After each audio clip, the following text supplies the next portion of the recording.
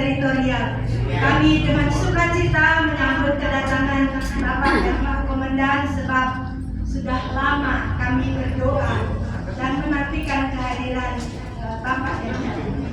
Saya juga menyambut kehadiran dari para ofisir pensiun, rekan-rekan ofisir Rayon 2, juga yang saya kasih keluarga besar karyawan Rumah Sakit Bogor Turen serta tamu undangan yang lainnya.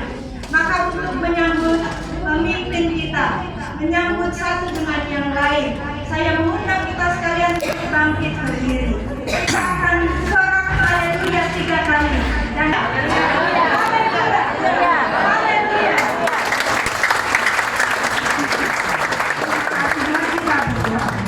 Bapa di dalam surga, kami mau bersyukur kepadamu ya Tuhan, sebab kami memiliki Allah yang hebat.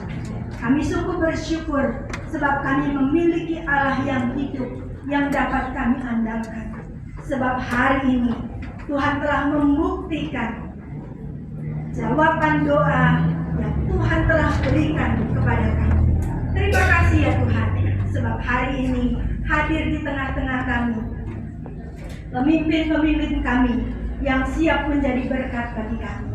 Maka ya Tuhan, pada waktu ini kami menyerahkan ibadah perayaan Natal keluarga besar Rumah Sakit Bogor Turen bersama dengan ofisir-ofisir pensiun pada hari ini ke dalam nama Bapa, Putra dan Roh Kudus. Allah dipermuliakan dan kami semua diberkati. Terpujilah Engkau ya Tuhan. Amin. Dipersilakan dulu.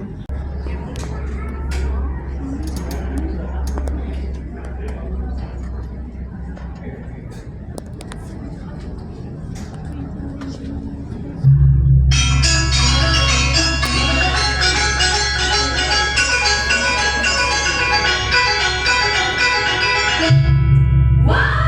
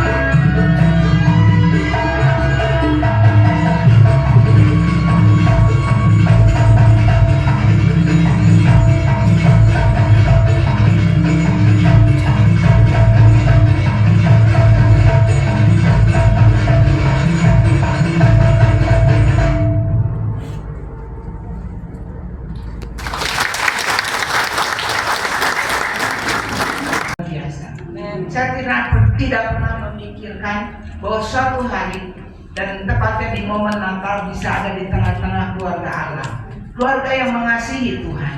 Saudara semua, lu sungguh luar biasa. Saudaraku yang kekasih, kami baru saja mengadakan perjalanan yang cukup jauh, tapi luar biasa anugerah Tuhan. Tahun ini kami mendapat kesempatan, kami bisa pergi ke Kupang, kami bisa pergi ke Palembang, daerah yang terluar, daerah yang terpencil, tapi kami bisa berada bersama-sama orang-orang yang mengasihi Tuhan di sana. Dan saudaraku yang kekasih, tahukah bahwa kami ada sampai hari ini bisa kuat itu karena anugerah Tuhan. Amin. Tuhan mengasihi kami dengan begitu luar biasa. Dan saya juga yakin Tuhan juga sangat mengasihi saudara semua. Sampai hari ini kita ada, itu adalah anugerah Tuhan. Bukan karena kekuatan kita, tapi sungguh karena anugerah Tuhan. Dalam momen Natal ini, saya mengambil satu ayat, dan saya ingin bagikan kita untuk kita bersama-sama. Ayo kita baca bersama firman Tuhan ini. 2, 3. Tetapi orang-orang yang menantikan Tuhan akan dapat kekuatan baru. Mereka seumpama kecuali yang naik terbang dengan kekuatan sayapnya. Mereka berlari dan tidak menjadi lesu. Mereka berjalan dan tidak menjadi lelah. Orang-orang yang menanti-nantikan Tuhan. Saya garis bawahi menanti-nantikan Tuhan. Menanti-nantikan Tuhan bukan berarti duduk diam bengong, tidak. Tapi ada hal yang pasti. Orang yang dinantikan dan yang menantikan punya hubungan yang baik. Itu juga yang terjadi. Saya sampai kuat sampai hari ini itu karena Tuhan.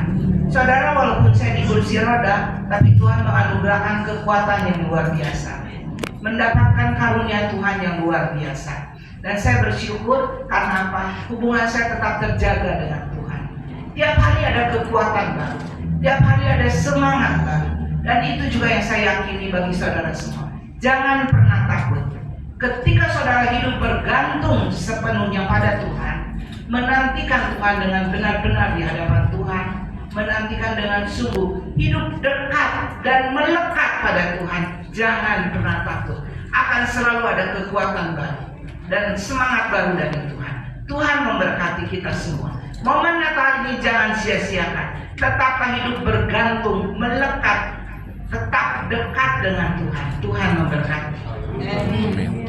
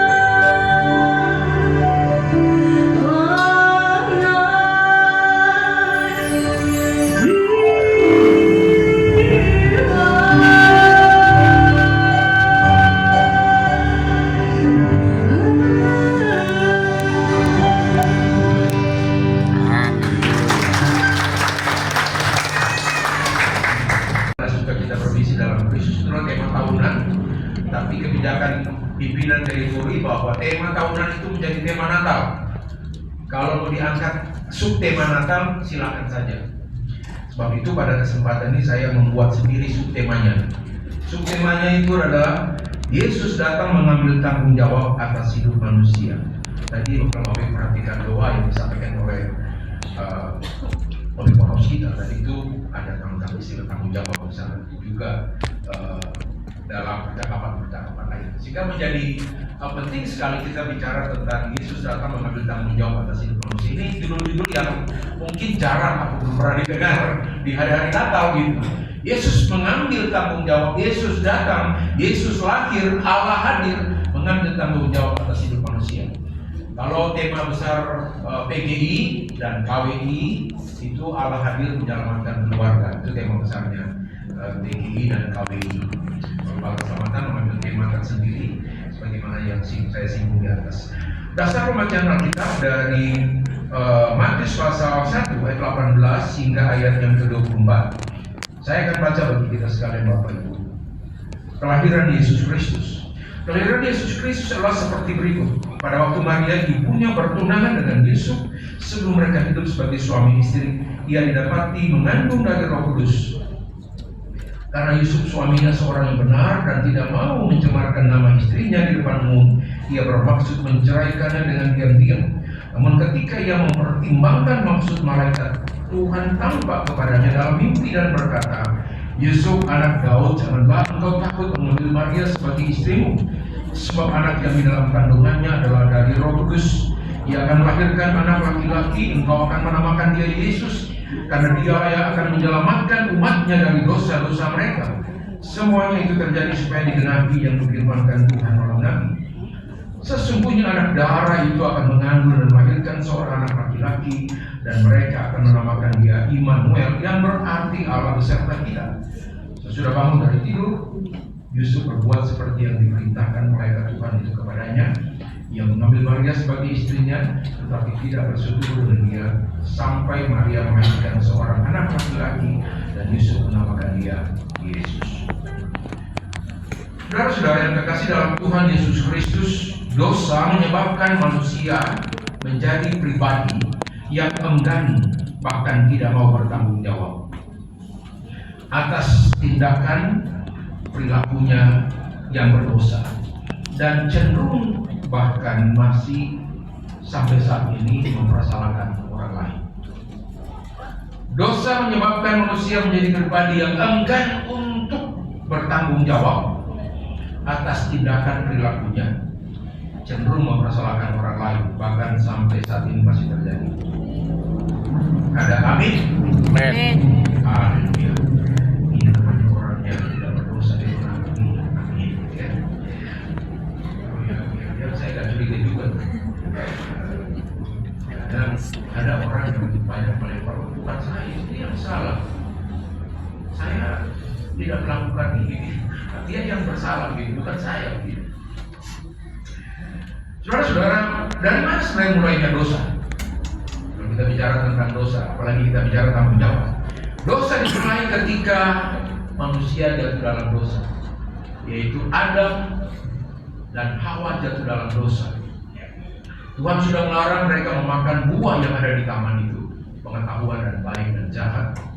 Tetapi kemudian karena bujuk rayu dari ular yang adalah iblis itu kepada Hawa, maka Hawa mengambil buah itu dan memberikan kepada Adam suaminya, dan Adam makan. Lalu kemudian Allah cari, mereka bersembunyi karena mereka berkata, kami telanjang. Lalu Tuhan saya memberitahu kamu telanjang. Apakah kamu makan buah yang kularang itu? Lalu ada bilang begini, wanita yang kau ciptakan itu, dia yang memberikan buah itu kepadamu. Saudara perhatikan ini. Jadi seolah-olah dia mempersalahkan Allah yang menciptakan Hawa, karena Hawa itulah yang menyebabkan dia makan buah itu. Dia tidak bertanggung jawab. Allah melarang hal yang sama kepada Adam. Aturannya sama, tapi ketika dia mengambil buah dan memakannya, dia mempersalahkan Tuhan dan mempersalahkan Hawa, dan dia merasa dia tidak bersalah. Itu terjemahan dari saya kira-kira. Wanita yang kau tempatkan di sampingku, dialah yang memberikan itu. Dia tidak bertanggung jawab. Mempersalahkan manusia, mempersalahkan Tuhan. Demikian pula wanitanya. Wanitanya pun ditanya Tuhan dan dia berkata, ular itu. Dia lepas tanggung jawab. Dia tidak bertanggung jawab. Karena dia digoda oleh ular iblis itu dan kemudian dia mengambil, memakan, memberikan kepada suaminya. Perhatikan saudara-saudara, dosa mengakibatkan manusia tidak mau bertanggung jawab atas perilakunya, atas kesalahannya, bahkan mempersalahkan orang lain. Ada satu teks yang saya baca tentang perselingkuhan. Ada hal-hal yang seperti ini. Perselingkuhan, suami mempersalahkan istri karena dia berselingkuh. Istri mendapati suaminya berselingkuh, dan dia tidak merasa berdosa. Dia mempersalahkan, kamu tuh tidak berdada dengan baik, kamu tidak siapkan makanan untuk saya, kamu tidak ada bersama-sama dengan saya. Jadi seolah-olah dia yang berbuat, dia serahkan istrinya. Bukankah itu sebuah kekurang ajaran? Saudara perhatikan, dosa menyebabkan manusia itu tidak bertanggung jawab. Selanjutnya perhatikan, Adam dan Hawa dikaruniakan anak yang bernama Kain dan Habel. Mereka tumbuh besar, kemudian mereka membawa persembahan mereka kepada Allah untuk dipersembahkan. Lalu persembahan Kain itu tidak diterima Tuhan, mungkin tidak dengan kesukaan hati. Tapi persembahan adiknya itu diterima oleh Tuhan. Lalu dia cemburu kepada adiknya Habel ini, dan dia merencanakan pembunuhan kepada adiknya. Bukan hanya merencanakan, tapi dia melaksanakan pembunuhan. Dan pada akhirnya adiknya pun mati. Lalu Tuhan, Kain di manakah adik? Lalu dia bilang, apakah aku penjaga adikku? Dia bilang kepada Tuhan begitu. Saudara perhatikan bahwa dosa ini mengakibatkan manusia tidak bertanggung jawab atas perilakunya. Perhatikan, karena dosa tidak ada satupun dari Adam dan Hawa yang berani mengambil tanggung jawab. Oh, saya yang salah. Semua mereka berdua ingin dipahami benar. Kain ingin dipahami benar. Karena manusia demikian, maka Allah menurunkan namanya hukum Taurat, supaya manusia bertanggung jawab atas perbuatannya melalui hukum Taurat itu. Tapi kemudian manusia gagal berkenan kepada Allah. Kenapa manusia gagal berkenan kepada Allah? Karena natur manusia, Adam dan Hawa, jatuh dalam dosa. Maka natur manusia adalah dosa.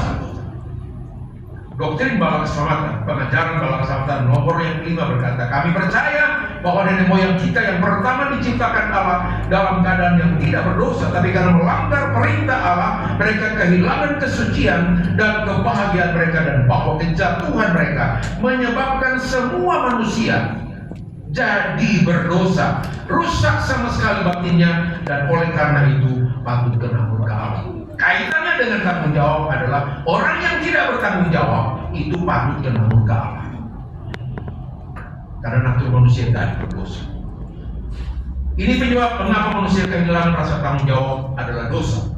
Tidak ada cara lain yang memulihkan tanggung jawab itu selain Allah berinisiatif atas tanggung jawab bagi hidup manusia. Sebabnya Yohanes 3 ayat 16 menegaskan, karena begitu besar kasih Allah akan dunia ini sehingga mengaruniakan anaknya yang tunggal, supaya setiap orang yang percaya kepadanya tidak binasa, melainkan beroleh hidup yang kekal. Perhatikan Bapak Ibu sekalian, dosa menyebabkan manusia tidak bisa berkenan di hadapan Allah. Dosa menyebabkan manusia tidak bisa bertanggung jawab atas kepercayaan Allah di dalam hidupnya. Kenapa? Karena naturnya adalah dosa. Bagaimana seorang yang berdosa itu bisa berkenan di hadapan Allah yang kudus, Allah yang mulia, Allah yang pencipta langit dan bumi? Tidak bisa. Apapun yang dilakukan pasti dosa, karena naturnya adalah dosa. Sebab itu perlu orang yang tidak berdosa. perlu manusia yang tidak berdosa. Dan ini Allah mengambil tanggung jawab itu. Dia yang tidak berdosa menjelma menjadi manusia yang tidak berdosa, datang ke dalam dunia untuk menyelamatkan manusia yang berdosa. Sekali lagi, orang yang berdosa tidak mungkin berkenan kepada Allah, karena Allah menuntut kesempurnaan, Allah menuntut kesucian. Siapa di dunia ini yang pikirannya itu lurus? Walaupun saya pendeta begini, kadang-kadang ada juga pikiran yang tidak betul. Kalau di Alkitab, pikiran yang tidak betul kalau perjanjian lama itu mati hukumannya. Kalau hukuman terkait dengan dosa, mati. Perbuatan baik kita tidak akan menutupi dosa, karena naturnya adalah dosa. Sebab itu Allah bertanggung jawab. Dia ambil tanggung jawab untuk menyelamatkan manusia supaya manusia berkenan di hatinya. Itulah sebabnya Yesus lahir. Yesus lahir, dia mengambil tanggung jawab atas hidup manusia yang seharusnya binasa, hidup manusia yang seharusnya mati, diambil tanggung jawab oleh Allah dengan Yesus lahir ke dalam dunia melalui anak darah yang bernama Maria. Ini pun kalau kita pikir secara logika bisa pusing kita, bahkan bisa gila. Kenapa? Bagaimana Allah mencipta langit dan bumi? Allah yang berkuasa itu kok datang ke dalam dunia, lahir kepada seorang manusia? Kok bisa? Saudara, dalam kekristenan mengajarkan bahwa kedatangan Yesus itu sudah dinubuatkan oleh para nabi. Jadi Alkitab mencatat dalam perjanjian lama itu kedatangannya karena tadi manusia tidak bisa bertanggung jawab atas dosanya, maka telah direncanakan oleh para nabi, dan itu diilhamkan oleh Allah kepada para nabi dan digenapi dalam perjanjian baru oleh Yesus Kristus. Yang kita lakukan, orang yang percaya kepada Yesus lakukan adalah bukan berpikir, tapi mengimani itu. Mengimani akan Allah yang adalah Allah yang berkuasa, Allah pencipta, menjelma menjadi manusia, mengambil tanggung jawab atas hidup manusia supaya manusia tidak binasa. Saudara, pikir secara logika tidak masuk di akal. Kekristenan mengajarkan bahwa percaya Yesus, percaya dia lahir itu dengan iman, bukan dengan logika. Iman, definisi iman dalam kekristenan adalah iman itu adalah dasar dari segala sesuatu yang kita harapkan dan bukti dari segala sesuatu yang tidak kita lihat. Itu definisi iman dari kekristenan. Dasar dari segala sesuatu yang kita harapkan dan bukti, bayangkan saudara-saudara, bukti dari segala sesuatu yang tidak kita lihat. Bagaimana kita tidak lihat? Sudah bukti. Itu iman. Melampaui logika berpikir. Untuk percaya Yesus, percaya Natal, percaya kelahirannya, itu harus melampaui batas logika manusia. Karena kenapa?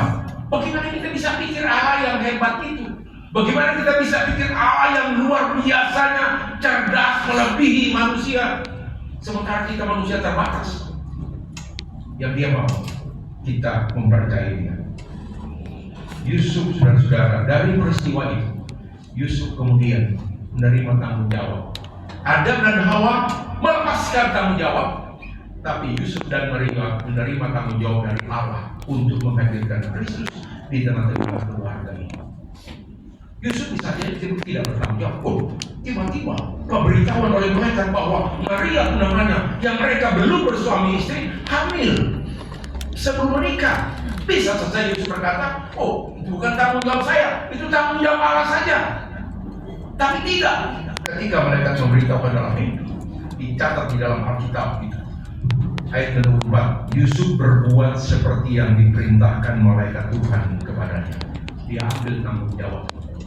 Walaupun sesungguhnya kehamilan Maria bukan tanggung jawab dia, tapi dia ambil tanggung jawab itu. Demikian pula Maria, dia mengambil tanggung jawab yang sama. Perhatikan, Adam dan Hawa menolak tanggung jawab, tapi Yusuf dan Maria mengambil tanggung jawab yang seharusnya bukan tanggung jawab dia. Kenapa itu terjadi? Alkitab mencatat bahwa ayat 19, Karena Yusuf suaminya seorang yang benar. Seorang yang benar. Orang yang benar itu bukan dia merasa benar. Nah, kalau orang yang merasa benar itu orang yang masih menggunakan karakter ego diri. Selalu dia yang benar, orang lain selalu salah. Nah, ini kalau ada pimpinan yang begini makanya dibikin aturan. Bapak satu, pimpinan selalu benar. Yang kedua, aturan. Kalau pimpinan salah, ingat yang nomor satu. Nah, ini yang ego.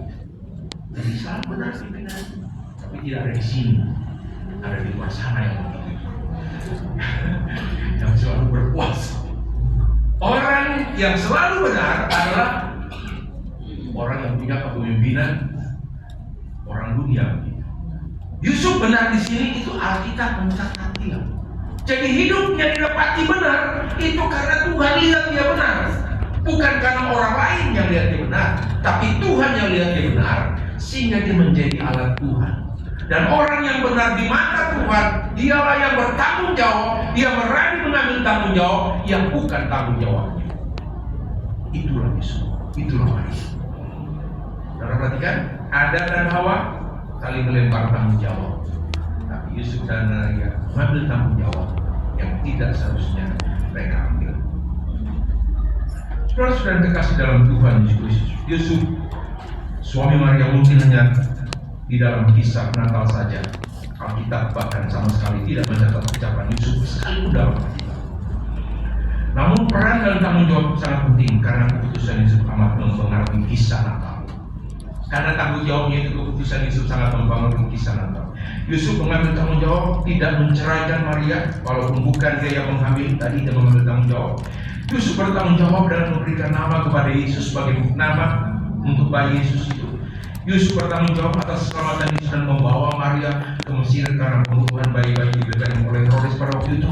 Dia tanggung jawabnya tidak hanya menerima Maria yang sedang hamil, tapi dia melaksanakan perintah dari Tuhan. Yusuf adalah pria yang berbeda dengan Adam. Tidak ada alasan baginya untuk tidak bertanggung jawab. Allah mengambil tanggung jawab atas hidup manusia supaya manusia tidak binasa dengan memberikan anaknya yang tunggal lahir ke dalam dunia ini. Sesungguhnya inilah Natal kelahiran Yesus. Allah mengambil tanggung jawab atas hidup manusia. Bertanggung jawab adalah salah satu sifat Allah yang mulia. Bertanggung jawab adalah salah satu sifat Allah yang mulia. Lalu apa refleksi khotbah Natal ini bagi kita semua? Natal Yesus Kristus mengingatkan kita semua agar menjadi manusia yang berani bertanggung jawab. Bertanggung jawab adalah sifat Allah yang sebenarnya harus menjadi sifat manusia yang sudah diselamatkan oleh Tuhan. Sebab itu jadilah manusia yang berani bertanggung jawab, tidak melempar tanggung jawab kepada orang lain, lari dari tanggung jawab, menghindari tanggung jawab. Sekarang ini banyak orang termasuk pribadi yang tidak bertanggung jawab. Saudara perhatikan bencana alam yang terjadi di Sumatera Utara, Sumatera Selatan, itu di tengah-tengah masyarakat yang sangat sulit. Itu ada yang saling mempersalahkan. Bahkan beberapa minggu yang lalu kita melihat di televisi ada 3 menteri saling menyalahkan satu dengan yang lain. Bukannya ambil tanggung jawab kompak untuk mengatasi bencana ini.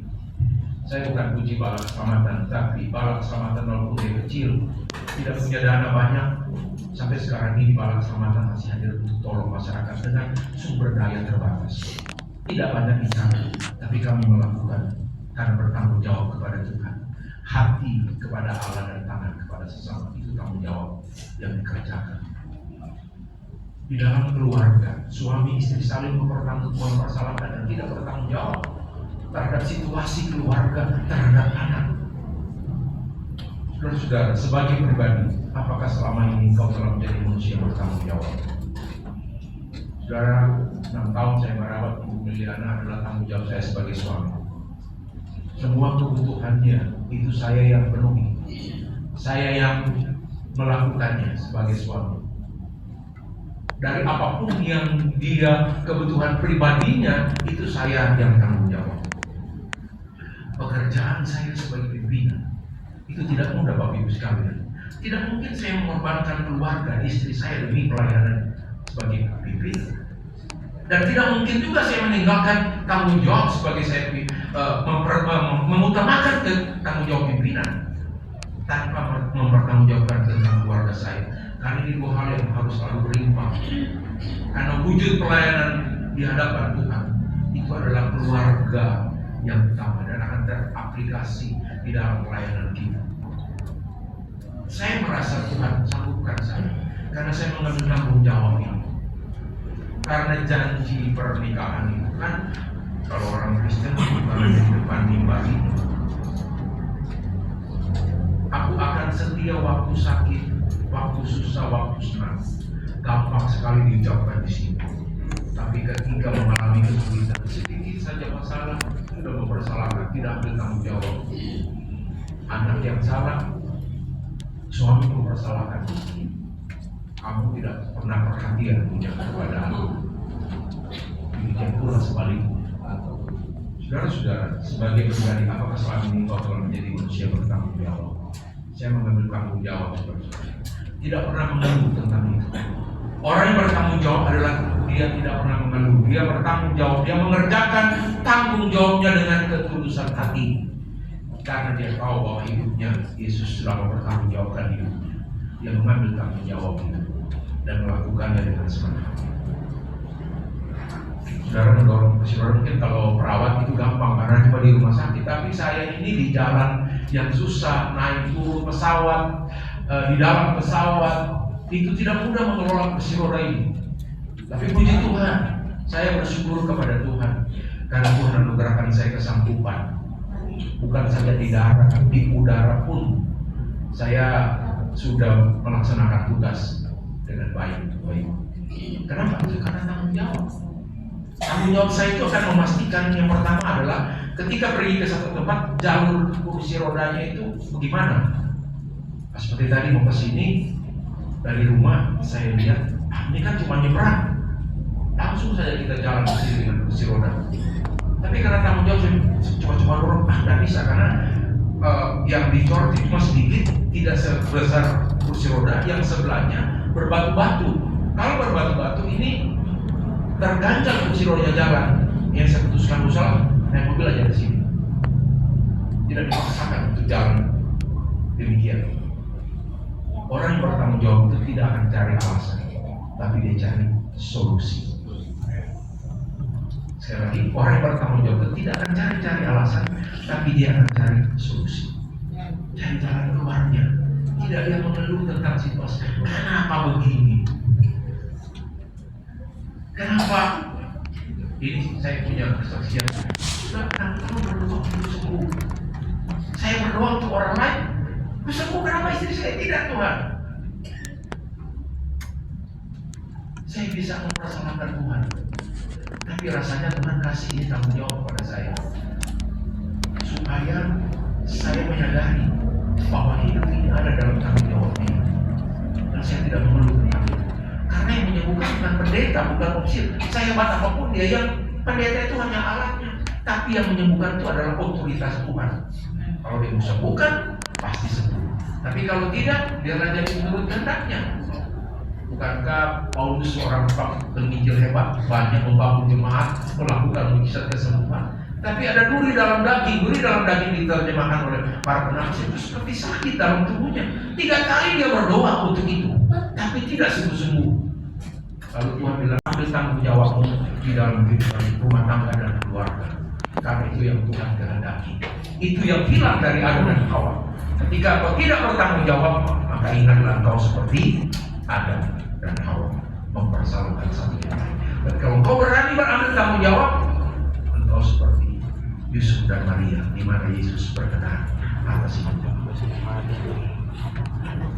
Sebagai pejabat-pejabat di rumah sakit, ada psikolog, ada direktur dan manajemen, Bapak Ibu diberikan peran dan tanggung jawab masing-masing.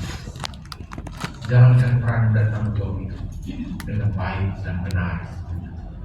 Dan hidup berkenan di hati Tuhan, maka pasti Tuhan berkenan. Yusuf dan Maria dengan tulus hati mengambil tanggung jawab itu. dan Allah berkenan atas hidup mereka dan memberkati mereka. Saya berterima kasih walaupun singkat tadi sempat berdiskusi tentang apa sekarang kerinduan dari rumah sakit ini untuk perkembangan pelayanan ke depan. Kita berbicara tentang bagaimana rumah sakit memerlukan CT scan, sudah diprogramkan, sudah menghitung analisa dan sebagainya. Saya bertanya, sudahkah disampaikan ke pengurus? Sudah disampaikan, tapi menunggu. Tapi barangkali sebagai tanggung jawab sebagai pembina untuk saya mau bicara dengan pengurus, jangan menunggu. Karena ini adalah peluang karena ketika rumah sakit tidak punya fasilitas ini, maka pasien dirujuk ke rumah sakit lain, dan rumah sakit yang lain yang mengalami keuntungan, kita tidak. Itu tanggung jawab. Saya pembina. Terhadap situasi ini, apa yang harus saya pikirkan? Saya mesti ambil tanggung jawab ini supaya pelayanan di rumah sakit Bogor itu bisa berjalan dengan baik. Bapak Ibu yang adalah kepala bagian karyawan, apapun tugas dan peran Bapak Ibu sekalian, jalankan tanggung jawab itu dengan baik. Karena hanya orang yang bertanggung jawab lah yang diberkati. Orang yang bertanggung jawab itu tidak punya alasan, dia akan cari solusi. Itu yang paling penting, bertanggung jawab. Bagi kita semua dalam kehidupan keluarga, mari kita saling bertanggung jawab satu sama lain. Yesus datang hanya kepada orang yang mau mengambil tanggung jawab. Tuhan memberkati kita sekalian. Segala puji syukur, hormat dan kemuliaan hanya bagi Allah. Terima kasih untuk kebenaran firman yang kami dengarkan pada kesempatan saat ini. Kami bersyukur Tuhan. Seharusnya kami binasa oleh karena dosa. Karena natur kami manusia adalah manusia berdosa. Tapi kami bersyukur Engkau mengambil tanggung jawab itu dan menghadirkan Yesus Kristus melalui Yusuf dan Maria, dan mereka mengambil tanggung jawab menjadi ayah dan ibu bagi Yesus. Terima kasih untuk teladan ini Tuhan, menginspirasi kami semua. Tolonglah kami semua, apapun peran dan tanggung jawab kami, baik dalam pelayanan di rumah sakit Bogor maupun di dalam keluarga kami, jadikan kami manusia-manusia yang bertanggung jawab. Karena hanya manusia-manusia bertanggung jawablah yang selalu berkenan di hatimu. Natal, Allah datang mengambil tanggung jawab atas hidup manusia. Natal menolong kami untuk mengambil tanggung jawab dalam hidup kami yang masih berjalan. Terpujilah Engkau dalam nama Yesus kami berdoa. Amin.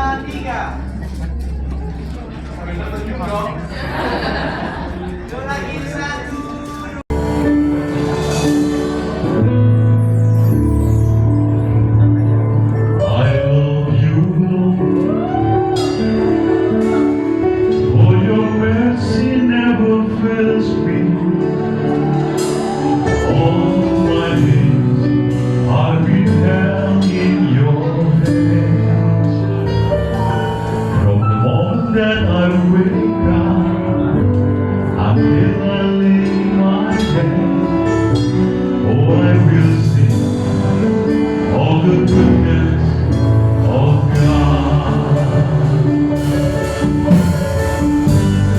All my life you have been faithful, and all my life you have been so good. With every breath that I am able, oh, I will sing of the goodness of God.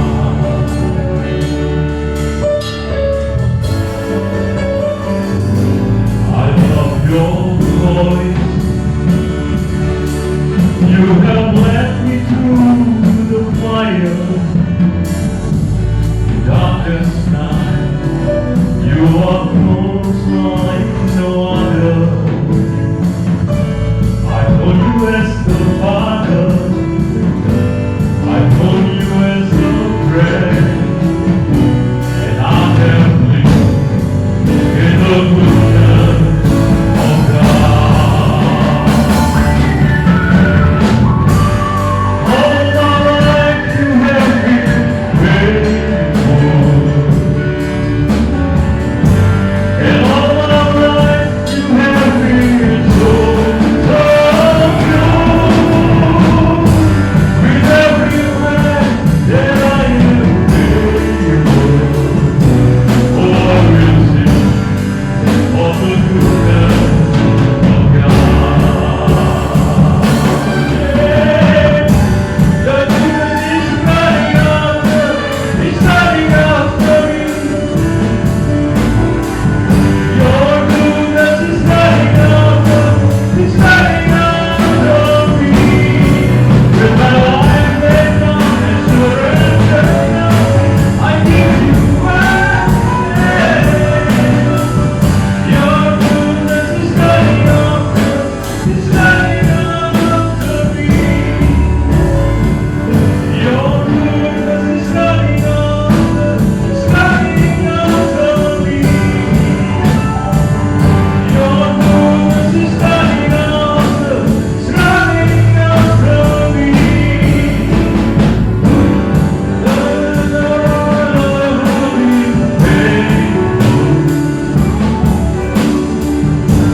And all my life you have been so good.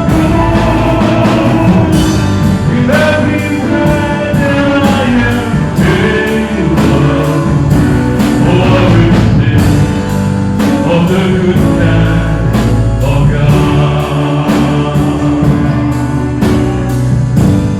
All my life you have been faithful, and all my life you have been so good.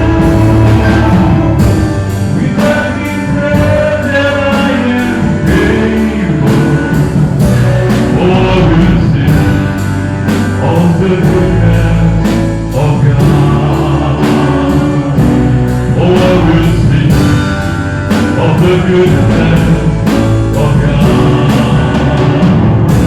Oh, I will sing of the goodness of God.